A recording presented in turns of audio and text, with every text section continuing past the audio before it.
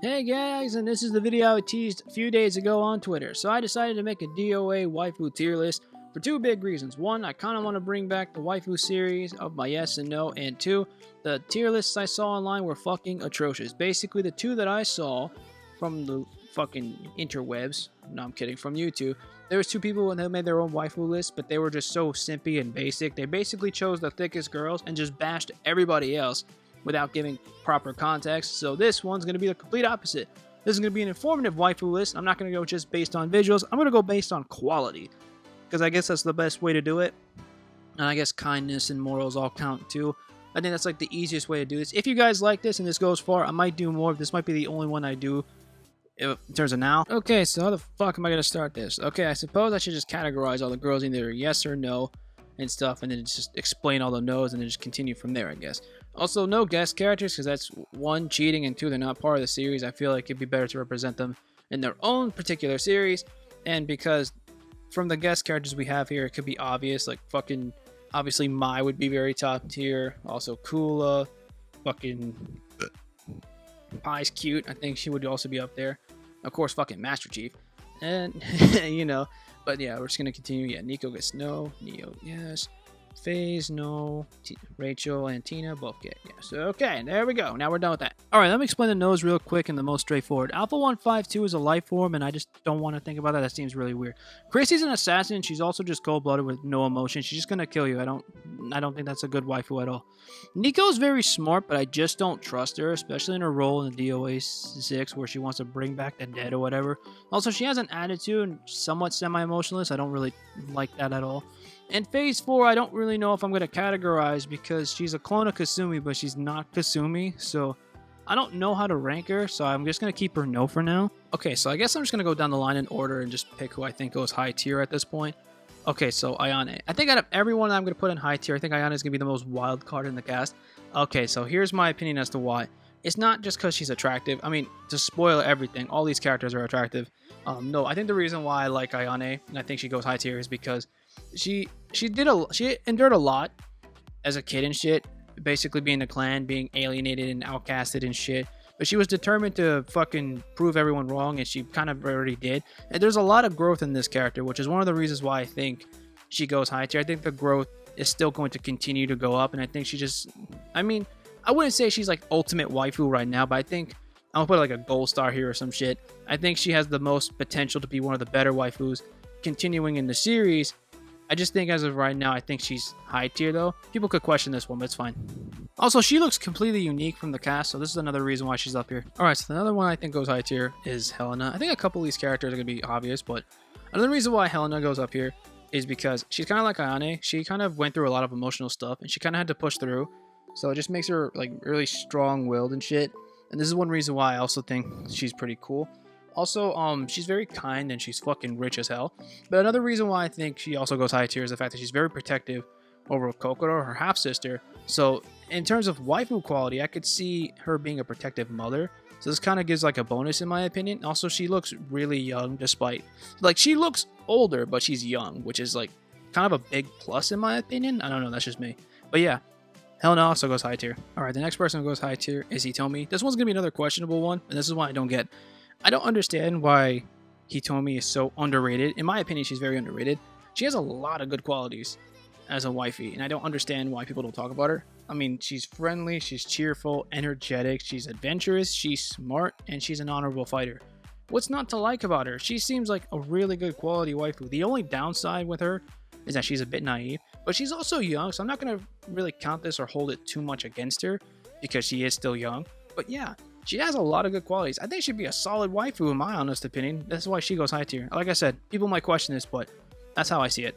Alright, the next one obviously is Kasumi. Now I know Kasumi is probably the most overrated one to obviously class as high tier, but I hate to break it to you, and you might take this a bit of a grain of salt, but Kasumi is one of the better ones. I hate to break it to you. She has a lot of good qualities to her that make her a pretty good waifu, so there's no reason to hate so much. I mean, obviously she's overrated, but you're not going to like it. Take it with a grain of salt. So yeah, Kasumi's awesome. She's honest. She's a sweet character. She's very kind. She also doesn't really seem to like fucking like to fight despite her being super good at it. I don't know. The only downside with her is if you really piss her off, she might fucking like she might do some evil shit on you. No, not really evil shit, but more towards she might end you if you really piss her off. But she has to get really pissed off for that, so I'm not sure. But yeah, in terms of waifu, she's up there. She's definitely high tier. Another waifu I think goes high tier but may be questioned is Kokoro. Now, I'll be honest. There is actually one criticism that people say about Kokoro, but I don't see it. A lot of people say she's dumb. Where in the wiki does it say she's dumb? The only thing I found is that she's short-tempered, and that maybe some of her voice lines sound like she's condescending. But where does it say she's dumb? I haven't found any information to prove that. So if you can find that, you can let me know. But because of this, I don't think she's dumb at all. She's well-mannered, she's kind-hearted. She's actually kind of the more mature one of the cast, despite her being one of the youngest, which is what makes no sense to me. Also, she's really fucking sweet and really beautiful looking, so hell yeah, dude. Easy waifu right here. She's really young, she doesn't have life experience, but that doesn't mean she's bad. I think she's one of the high tier waifus. Alright, another one is Lei Fang. Another one that's going to be questioned, but here's the thing. The only weakness I see with Lei Fang is that she's very prideful. That's it. She just wants to prove to Jan Li, who saved her when they were kids, is to prove that she can defend herself. But I don't think it matters at this point. I don't think she really needs to do this. As long as she defends herself and can just do it, I don't think she has to prove it. I don't know. That's just me. And apparently in the wiki, they label her weaknesses as well as being talked down to or manipulated. I don't count this because this is something that should be universal. It shouldn't be just dictated to one person. I don't think anybody wants to be talked down to or manipulated. So to label this only one weakness for one person, to me makes no sense. So I'm not going to count it. So the only weakness she has is pridefulness. That's it though. She's kind-hearted, she's pretty smart, she's spunky, she's cheerful, she always self-improves herself, so yeah, pretty solid waifu in my opinion. Also, she's just really cute, so that's a bonus. Alright, let's keep going. Bemidji's also high tier. She's kind of like Kasumi, but like slightly better in my honest opinion. She has kind of like the same attributes. She's very sweet, she's kind, she's a badass. She's pretty tough though. She also does it. She's also kind of just passive. She doesn't really like to fight unless she has to and to defend herself. Another good example of this character being like high tier as fuck is that she's also very helpful. The other reason why I say this is because if you read her backstory, she's actually a maiden in her village and she protects and is helpful to the kids, and all the kids look up to her like an older sister. Because of this, I already see that she has plenty of qualities as a waifu. She already has experience with kids and she's still young, so this is like a guaranteed bonus. Yeah, Bemidji's easily high tier. Rachel is our next high tier category for waifu. I actually think Rachel's a pretty cool character. Now, she looks like a badass and she looks like she's mean and tough and shit, but she's actually a kind, generous person. She's actually just very loyal. She's very protective. She really just wants to help people. That's why she's a fucking demon slayer and shit.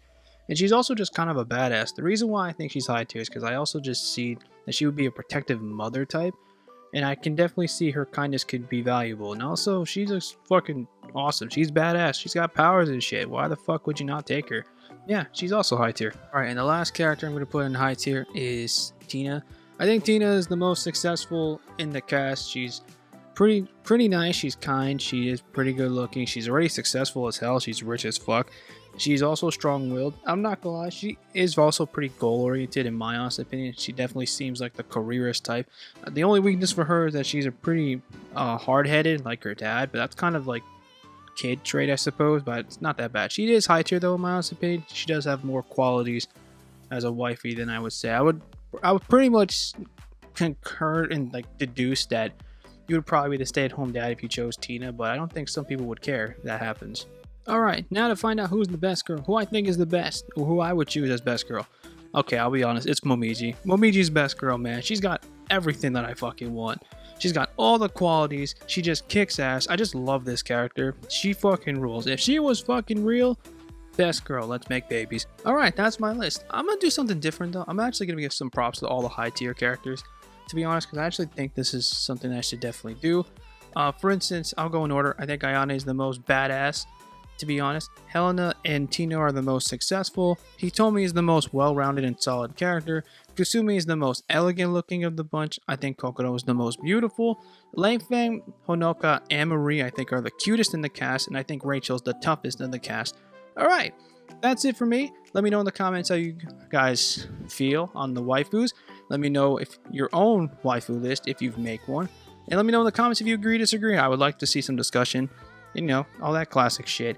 Alright, that's it for me. Hope you guys enjoyed. If, like I said earlier, if this succeeds, I'll probably do this in the future. If not, this might be the only one I do. But yeah, hope you guys enjoyed. And of course, if you guys don't know, Master Chief is also best girl. Alright, stay fearless.